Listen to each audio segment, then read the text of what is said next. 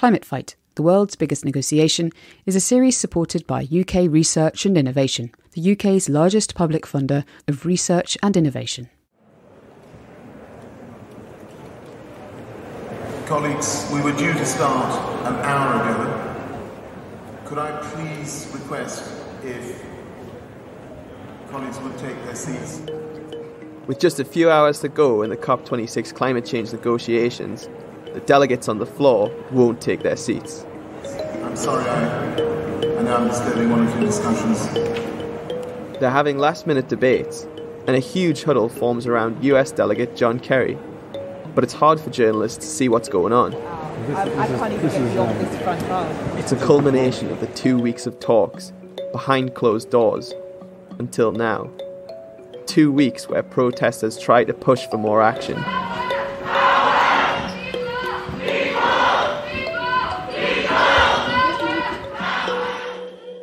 And everyone tried to have their say, while negotiators try to seal the deal.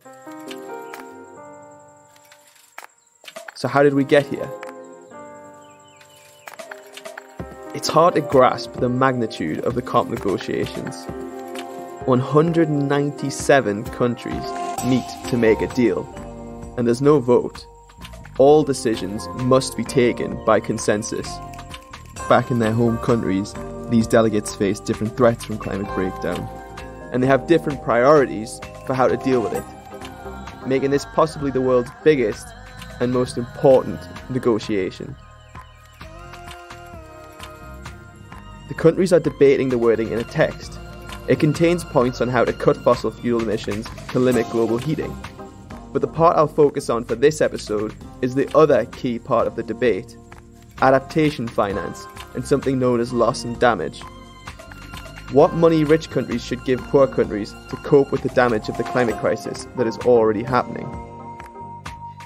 I'm Jack Marley, and you're listening to Climate Fight, Episode 5, The Art and Chaos of Negotiating the Glasgow Climate Pact.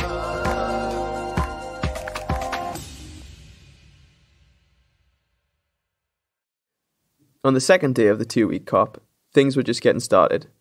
This was before I'd got to Glasgow, so I reached out remotely to François Gemenne. I'm a researcher. I work on the geopolitics of climate change. I'm heading a research laboratory in Belgium at the University of Liège, which is called the Hugo Observatory. I'm also lecturing on these issues in various universities, including Sciences Po and Sorbonne University in Paris, and I'm also a lead author for the IPCC. The IPCC, that's the Intergovernmental Panel on Climate Change.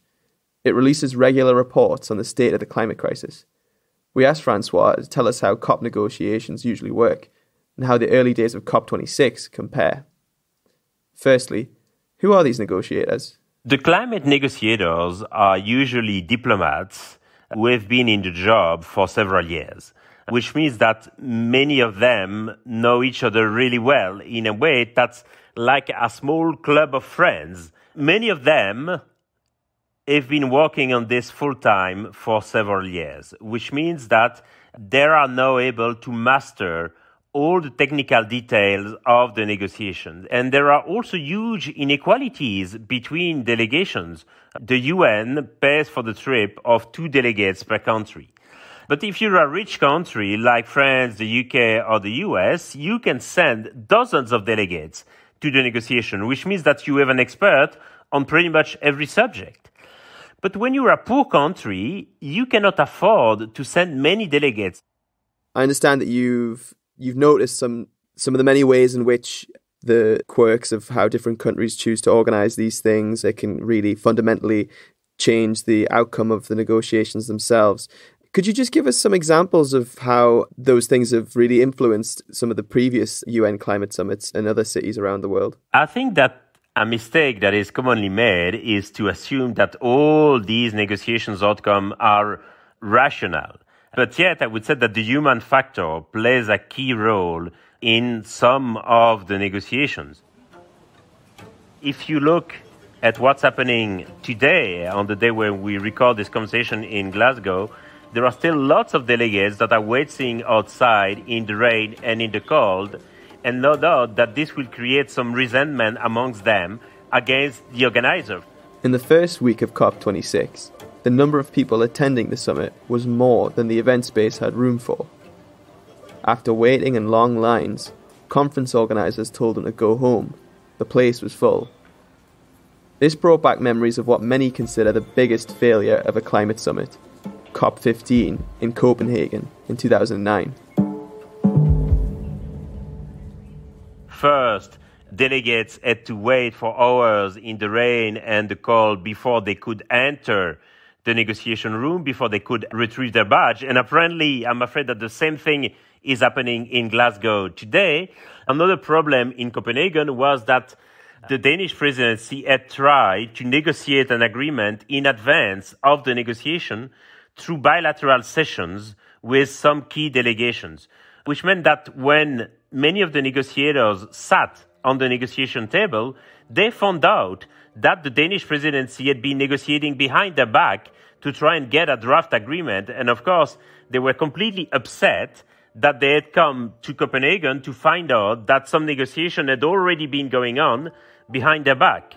On the more positive side, some other examples, the conferences in Bali and in Cancun were successes. And I believe that part of the reasons for this success was that all delegations were pretty much in the same resort, which created a feeling of equality between the different negotiators. If negotiators have to pay really hefty prices in hotels in European capitals, this is likely to create some tensions between the delegations that can afford the nice hotels in the capital and the delegations that cannot and that have to sleep and to stay outside of the negotiation city. So these kind of little logistical details that don't seem to have any importance, but that create an atmosphere of goodwill or an atmosphere of distrust amongst participants, and really trust is key for the success of a negotiation. This year, the pandemic limited how many delegates, particularly those from poor countries, could attend. The first week of COP26 was busy, with big announcements from world leaders, including on cutting methane and stopping deforestation. Conserving our forest and other critical ecosystems is indispensable. Francois told me these could have set a positive tone, but they likely delayed the actual negotiations.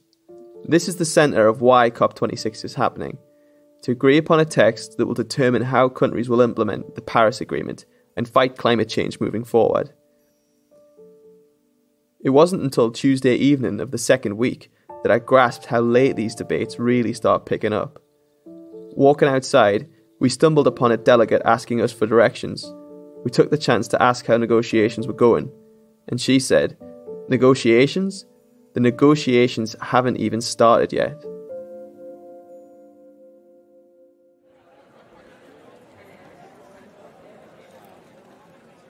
The morning of Wednesday, 3 days to go until the end of COP26, the UK presidency releases a draft text of the negotiations. The draft text urges developed countries to pay more to help developing countries adapt to and mitigate the climate crisis, but it offers no plan to speed up funding. Remember, we heard in episode 1 that the goal was for rich countries to mobilise $100 billion a year by 2020 in climate finance. They missed that goal, and it's not now expected to happen until 2023. There are three main kinds of finance being discussed at COP. First, there's mitigation. This could be money for, say, a wind farm, to decrease reliance on fossil fuels. Then there's adaptation. This money could go towards building a seawall, for example, if your coastal community is facing rising sea levels. And the other is loss and damage.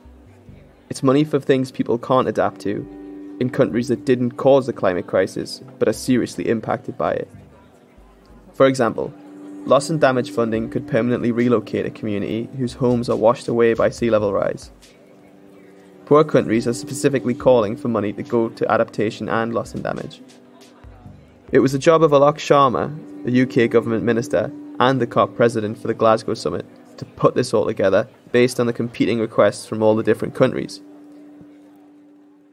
UK is the host, needs to do everything he can till now and during these weeks to make sure that neutrality is central, so that the various parties can trust the host. Trust is a very important, untalked of ingredient in reaching deals. This is Abhinay Muthoo. He's a negotiations expert and professor of economics at the University of Warwick. You'll hear him throughout this episode explaining the negotiation theory behind what's happening. Second role is coordination. So what will happen over time, over these weeks? People will get tired. There'll be brick walls. Countries will give up and say, I'm walking away. The host has to be on their ball to bring people back to the table, to find creative solutions to roadblocks, to provide a lot of food and coffee so that people can hang around for 2 weeks.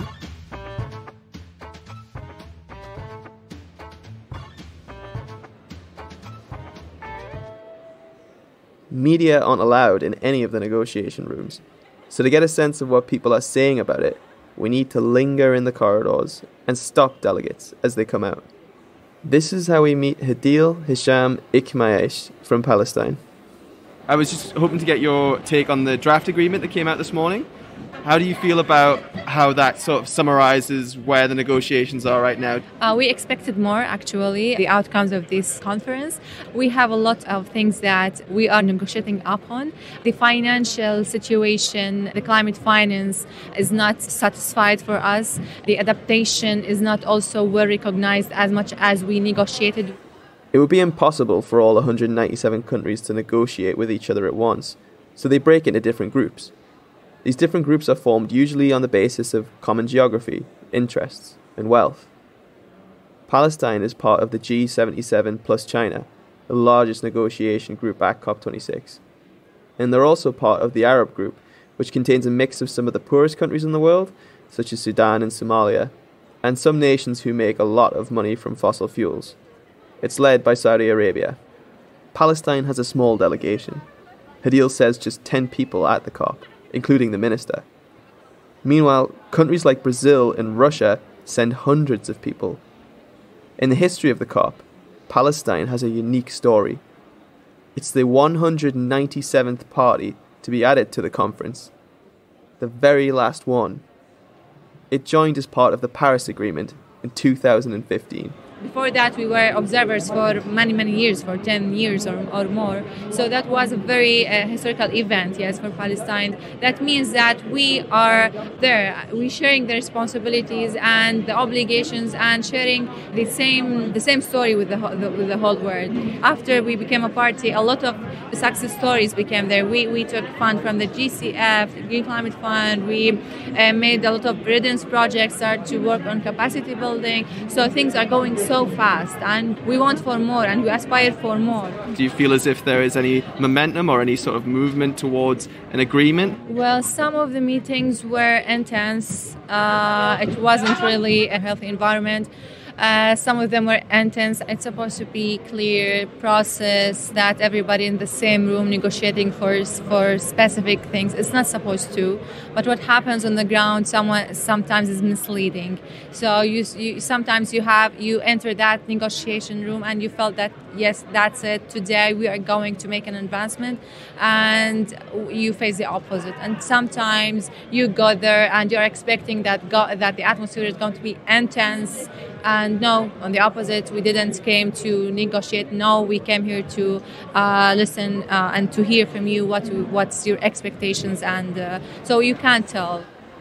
Hadeel tells us she came in fresh this second week of the summit, so that her team could keep up its energy. So this is the second week is my first week, so I still have the energy to negotiate more, and because we divide the staff, that one will come in the first week and others on the second week, so I still have the energy. I didn't lose hope yet. So when you meet with the groups, your groups, and where the countries that in the same position and this situation with you, you just feel that you have the energy to fight for a very fair and ambitious something that you need on the ground. We are developing countries that Palestine is specific. It doesn't have any emissions. We didn't contribute. On the contrary, we want to help. We want to be part of this international good case, which is fair to everybody and sustainable.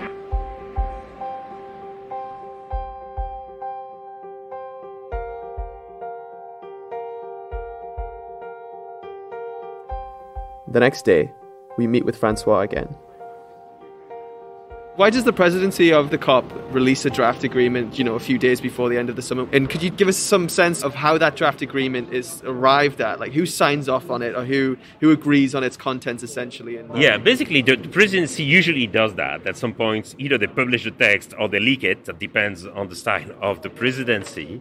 And they publish a text which they think could raise a certain consensus amongst member states. Obviously, they don't want to release a text that would be flat out rejected by most member states. So they need to have kind of the feeling or the sense that there is a general level of consensus against what they propose. And the reason why they make it public is so that they will be able to blame some countries if they do not agree with some of the wording. And they might be able to say, look, this is not the wording that we've proposed in the first place. If you are unhappy with the text, don't blame the presidency, but blame Saudi Arabia, blame Brazil, blame Australia. And clearly, this is part of a kind of negotiating trick that puts a lot of pressure on the countries that would not accept the text because they know that the text has been made public, and basically they know that the public will be able to compare the early version with the final version. From your understanding, when do you think that no deal is better than a bad deal at COP26? I think really that a conference with a bad deal is always better than a conference with no deal. And let me explain why. Because this COP is not a one-shot event, right? It's a continuous process. And I think that it is very important, also for countries of the Global South, to keep the process rolling. And that at some point, if you had a stop in the negotiation process, I think that could lead to a kind of collapse of the whole system. We know that multilateral cooperation is fragile. So it's not as if you could have a kind of no deal and then discuss it against 3 months later. I think that if you had a complete failure, a no deal, I think that the message being sent to the public would be quite disastrous. So I would rather have bad deal, knowing that this deal can be improved later on, than no deal at all. I would have argued the opposite if that conference had been a kind of one-shot conference. But that's not the case. That's a continuous process. Of all the parties here at COP26, who do you think it is most important for a deal to be agreed? I would say that the US is probably keen on having a deal because politically that would mark the return of them into the Paris Agreement, the Biden presidency, their leadership on climate change. So same for the EU. They've announced the Fit for 55 package out of COVID. That would be also a big blow for the EU. I think that China or India would have no big problem walking out of here without a deal. But really, I think that the countries for which the deal is most important is probably the most vulnerable countries.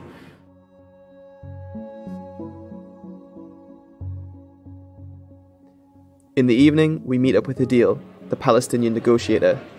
She's clearly less relaxed than she was the day before. Time is just moving to the final days. We are so much under stress, and we trying to push to have more decision about a lot of things. Regarding to the main issues that we've been talking and negotiating about, the climate finance, it's very important because there is still no definition of climate finance. The UN says the Palestinian territories are vulnerable to climate change. They expect water shortages, flooding, and problems with food security to become more common. Hadeel and her colleagues are calling for a 50-50 split between money for mitigation and money for adaptation. She wants to make sure enough money is set aside for adaptation to help poor countries that need to deal with the immediate impacts of the climate crisis, caused mostly by rich countries.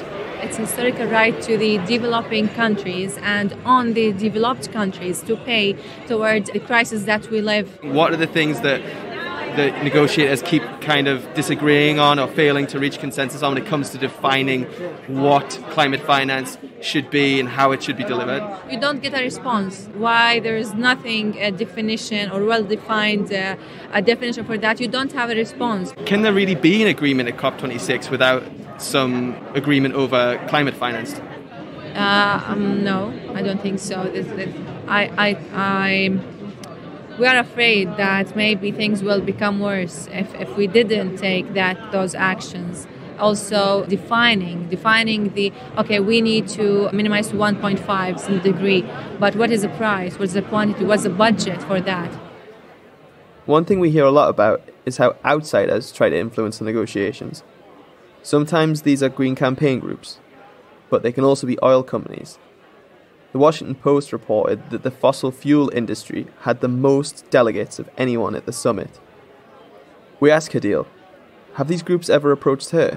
Us as Palestinians, no, we didn't be contacted to this kind of actions. But yes, we've heard that Saudi Arabia has been under this pressure and they try to negatively influence the image of it during negotiation and trying to distract them from the leading the Arab League for the Arab delegates for these actions. So yes. That was it's something that we've been reported during the negotiation in the meeting rooms. These are long negotiations. We asked Hadeel how she was holding up. Today was so hard, actually, with a lot of meetings from the morning. You are just jumping around from one meeting to another, and we have to continue. I haven't eaten right until now, so a lot of things becoming intense. A lot of colleagues from Egypt and Saudi Arabia that didn't sleep the whole night. They were in the negotiation rooms the whole night. Are you anticipating an even harder day tomorrow? Yes, I guess so. We are just preparing ourselves for that.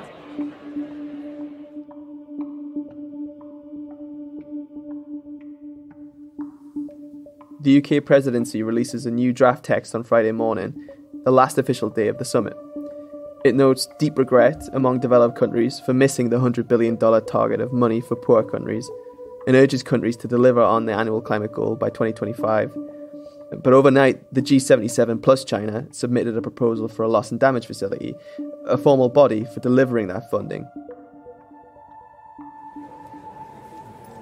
For a lot of COP26, we're chasing small threads to find out what's going on in negotiating rooms, but we do know that one of the most powerful negotiators here in Glasgow is John Kerry, the US Special Presidential Envoy on Climate. And we know that he's been meeting with a group called the High Ambition Coalition. So we set up outside the meeting room door, next to about 30 members of the press, everyone lining up with cameras and microphones, jockeying for a spot for when he comes out. Right now, right in your way. We wait, and before we can see Kerry, the co-chair of the High Ambition Coalition comes out.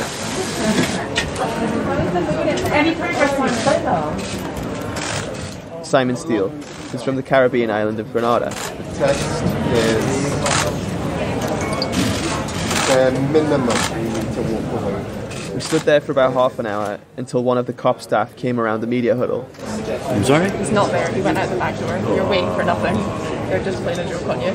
All this work for a peek inside negotiations with Simon Steele answering a few questions and giving no names of who he thinks might be blocking the negotiation process. It makes you wonder, is all this secrecy a good thing? This is again a well-studied matter. If you have the negotiations happening in public, then you're less likely to reach a deal. And the reason is because they want to be able to voice their opinions privately and haggle with the country behind closed doors, partly because they don't want what they're going to say be known to the public, and therefore then willing to strike a deal that they would otherwise not do. Of course, the drawback is that the nature of the outcome, to do with the nature of the outcome, that the outcome therefore is less ambitious, because the press, the activists like Thunbergs of this world are not able to scrutinize, the outcome will be less ambitious. So on to another part of the negotiations, what people call civil society. These are groups like NGOs, indigenous and community groups that all come to COP. They meet with negotiators and hold side conversations to try and pile on the pressure. But critics say COP26 has restricted these groups more than any COP before it, and more spaces were declared off access to civil society. On Friday, hundreds of members from these groups walked out in protest.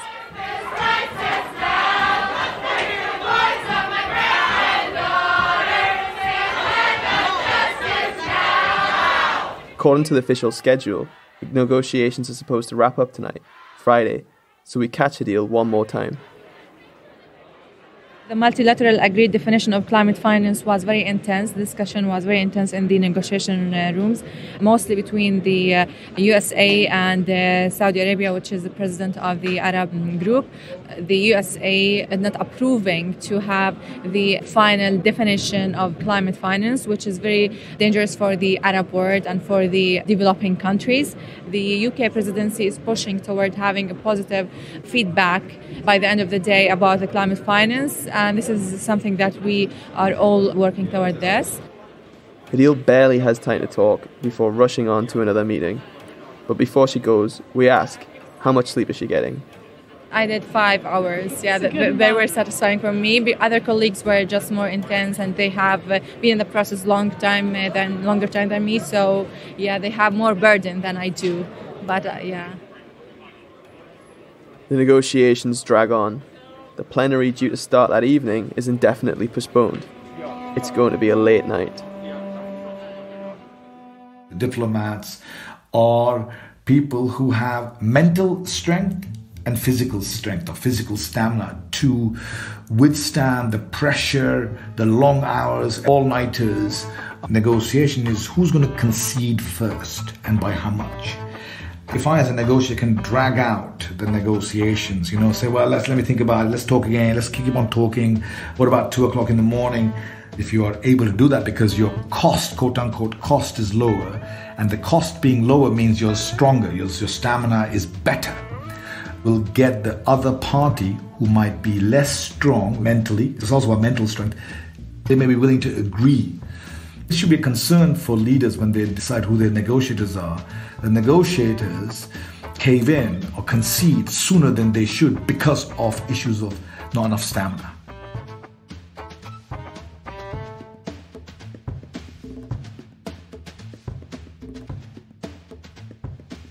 We walk into the conference centre on Saturday, not really knowing what to expect.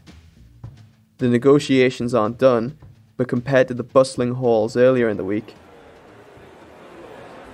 it's fallen quiet.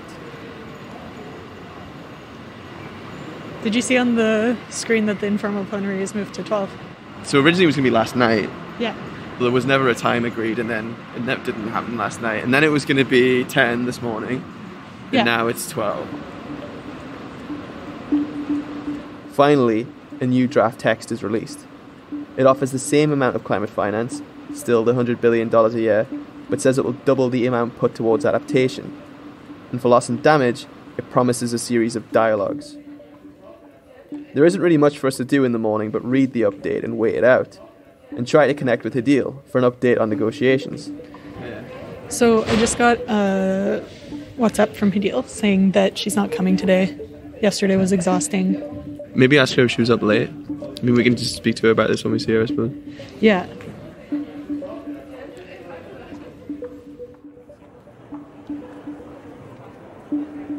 Finally, the plenary is about to begin, but delegates in the room aren't sitting down. Colleagues, we were due to start an hour ago. Could I please request if colleagues would take their seats? I'm sorry, I know I'm disturbing one or two discussions. At the centre of one large huddle is Simon Steele, the delegate from Grenada who we heard earlier in the hall. We're too far away to hear anything. Press need to stay in a roped-off area at the front of the room, but Alex Sharma's now walking around talking to people, motioning to the large huddle of people that's appeared on the floor. And then a huge huddle appears across the room around John Kerry.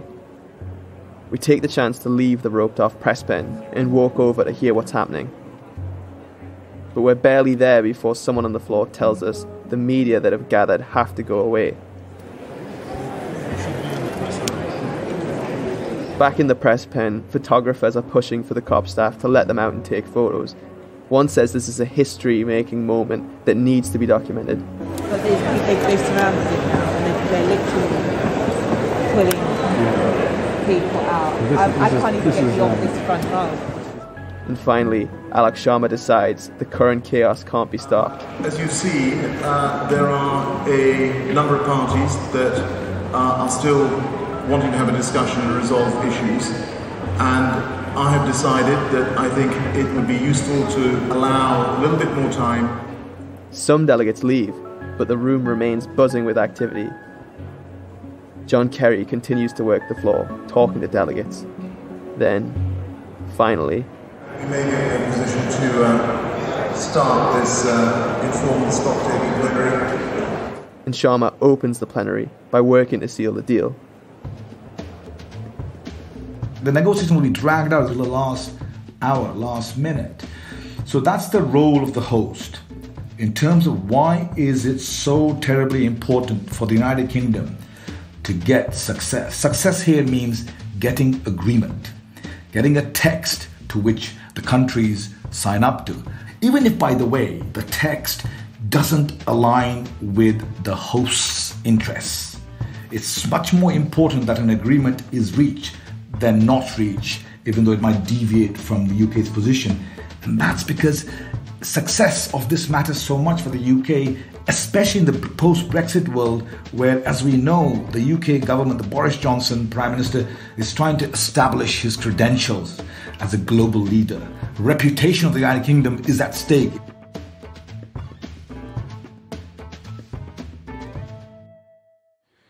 So, friends, we have reached a critical juncture where we must come together and bring our hard work to a successful conclusion.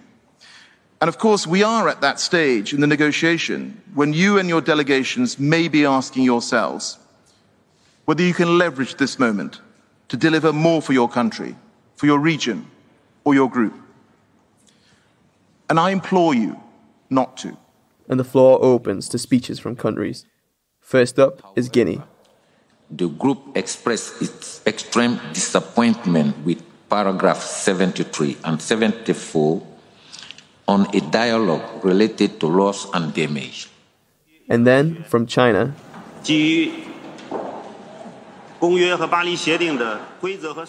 all of a sudden, the room's a flurry of people walking to the back of the room to get translation headphones. Sorry.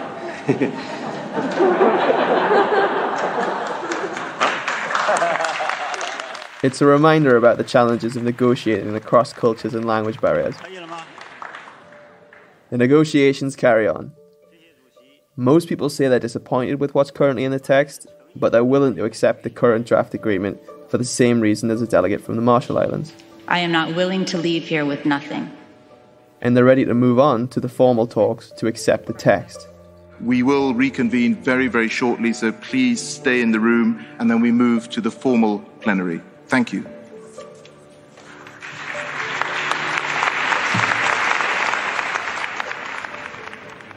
People seemed ready to accept, but the room is full of intense discussions again. Alex Sharma is talking with the Chinese delegation. He's shaking his head aggressively, and rumours surfaced that China and India are objecting to the wording around fossil fuels in the text, specifically around coal. These are the two countries François Gemenne predicted would have no problem walking out without a deal. Alex Sharma starts circling the room, showing people the text. And almost 2 hours later, he has a text with new wording that waters down commitments around fossil fuels. It's changed the wording on coal. It no longer says phase out, but instead says phase down.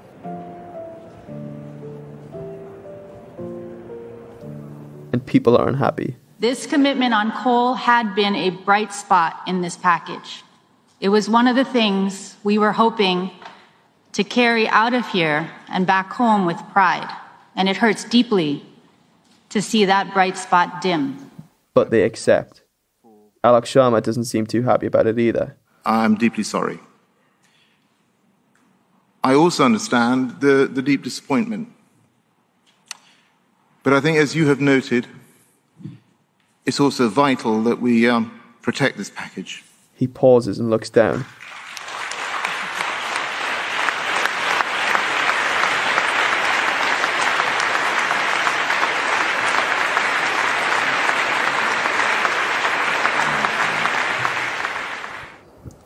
And in the end, with the light knock of a gavel, the deal is accepted.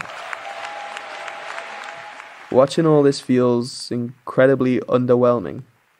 Weeks of passionate debate, years of countries pushing for their interests, coming to a head at this climate conference to light applause.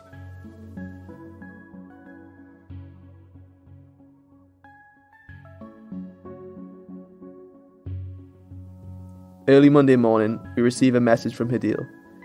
She said sorry for not answering us before, but she was exhausted, disappointed, and travelling. Basically, she doesn't think there's enough money, and she doesn't think there's a clear enough plan to deliver it. She says the agreement is not doing enough for the developing countries suffering the most from climate change. Then she also said, to be positive, this COP was full of energetic negotiators who believed in their case and fought for it, and she was honoured to be part of this huge event that brings everyone to the same table to solve a human-made crisis threatening our planet.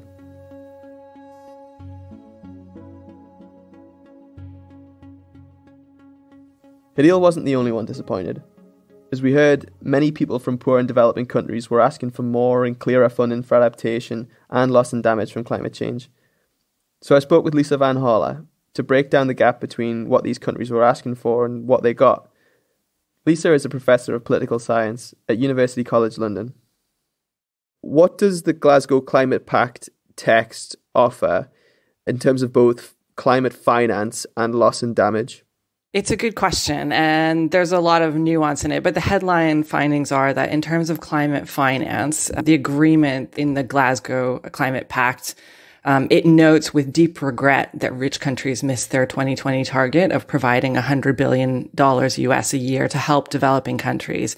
And it's particularly in the area of adaptation finance that we did see some progress at COP26. So in the decision text, rich nations are asked to at least double their support for adaptation measures. And that's going to be really helpful in developing countries prepare for climate change. On loss and damage, again, there was a lot of activity at COP26 in Glasgow, and developing countries were really looking for new finance to help them cope with the effects of climate change beyond those which they're going to necessarily be able to prevent or adapt to. So really looking at some of those irreversible changes or kind of residual damage even after you've tried to make changes. So what we got instead of finance on loss and damage was a dialogue about funding a new organization to give developing countries support. And we did get some commitments about kind of further work to provide that funding, but no cash on the table is what kind of the upshot of it was in terms of finance for loss and damage, which was really the big thing that developing countries came into this COP United in asking for. How big is the gap between what developing countries were asking for during the negotiations and what actually came out at the end when the pact was signed? There isn't a straightforward answer. So actually what countries were asking for here wasn't a specific sum of money, at least not in any kind of public way in the negotiations that I was observing. What they were asking for was for the Santiago network on loss and damage, which was established 2 years ago, but which is really just kind of existing in our imaginations at the moment.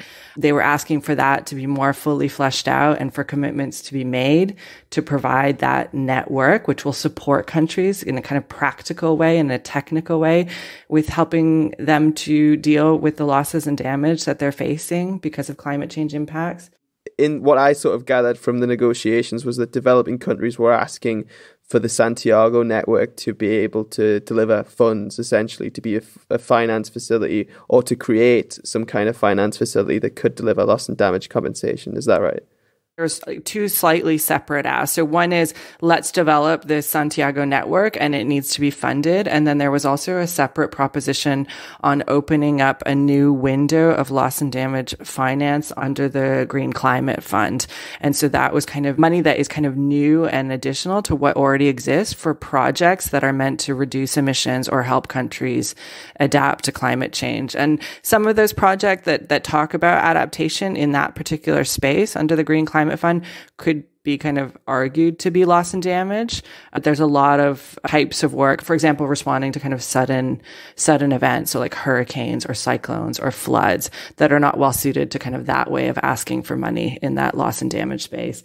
But what's really difficult is it's really difficult to kind of pinpoint any type of number of what is needed for loss and damage. And there has been kind of recent research on this. So the OECD came out with something earlier this year, and we're really talking kind of in, the billions of dollars. But one thing that countries were asking for is support in trying to understand what their needs related to loss and damage are, because a lot of the research on climate change impacts is really focused on countries in the north and not so much the developing countries. And so in some ways, it's even difficult to start to gather that data to identify the kind of scale of finance that will be needed to address loss and damage. But we know it's big. There's no question about that. What work do you think that developing countries want to see happen in the future, and what kind of promises have developed countries made to change in the future? So I think probably what they want to see now between COP26 and COP27, which will be next year in Egypt, is for the Glasgow Dialogue, which was adopted in the COP26 Glasgow Climate Pact, for that to really be a meaningful exercise. I think developing countries really, over the last 8 years since loss and damage has been institutionalized in the UN regime, they have been calling for one thing. And really that kind of call is growing. There's a wider consensus among all of the developing countries now that there is finance needed to help them deal with the impacts of climate change right now with loss and damage today. And that that's happening, and that the evidence is very clear that, the sooner you begin dealing with it, thinking about how to prevent it or act in an anticipatory way is going to be kind of cost effective in the long term. But that for a lot of communities and vulnerable countries, this is already happening. It's getting to kind of the existential point and crisis point. And so what they really need is that funding to enable them to kind of deal with it. As Lisa says, the focus is already shifting away from Glasgow and the banks of the Clyde to Egypt and Sharm el-Sheikh. As Francois told us, these UN climate negotiations keep going on. They don't stop when the pavilions pack up and the delegates board their trains and flights home. Because if the world is to keep global warming below 1.5 degrees, and that goal is just about alive after Glasgow, then there's a lot more talking and negotiating to do.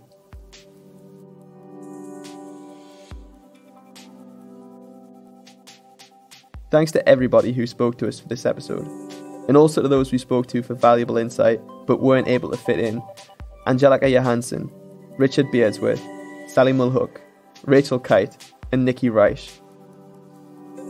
Climate Fight, the world's biggest negotiation, is produced for The Conversation by Tiffany Cassidy.